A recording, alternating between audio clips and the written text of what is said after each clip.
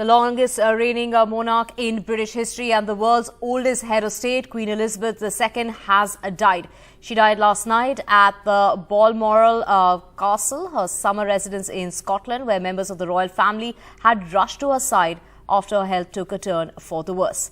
The Queen's funeral is expected to take place at Westminster Abbey in London in less than 2 weeks. The exact day will be confirmed by the Buckingham Palace, where leaders are expected to arrive to pay their last respects. The nation is in mourning and ceremonies will take place over the next 10 days. The Queen's body will be shifted from Scotland. The coffin will be brought into London by a royal train, and that's going to take place on Monday.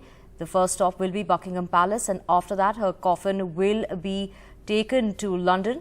The Queen will then lie in the state in the Westminster Hall for about 4 days before her funeral, allowing members of the public to file past. She will be brought to the Westminster Hall from Buckingham Palace in a slow procession accompanied by a military parade and members of the royal family.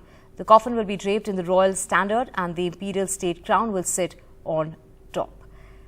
Queen Elizabeth II was the longest reigning monarch in British history. She had 4 children, 8 grandchildren and 12 great-grandchildren.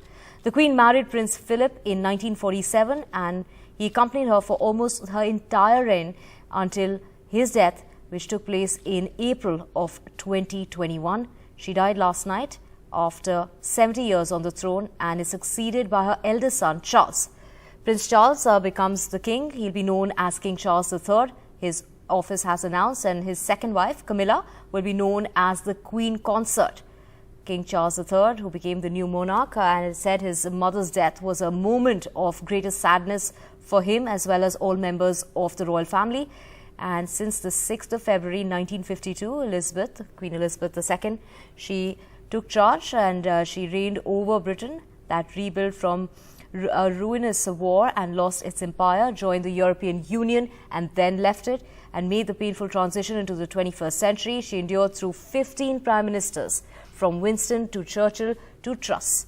Prime Minister Liz Truss, who was appointed by the Queen on Tuesday, described her as the rock upon which modern Britain was built. Speaking outside Downing Street, Prime Minister Liz Truss said that Queen Elizabeth left a great legacy. In difficult days ahead, we will come together with our friends across the United Kingdom, the Commonwealth and the world to celebrate her extraordinary lifetime of service.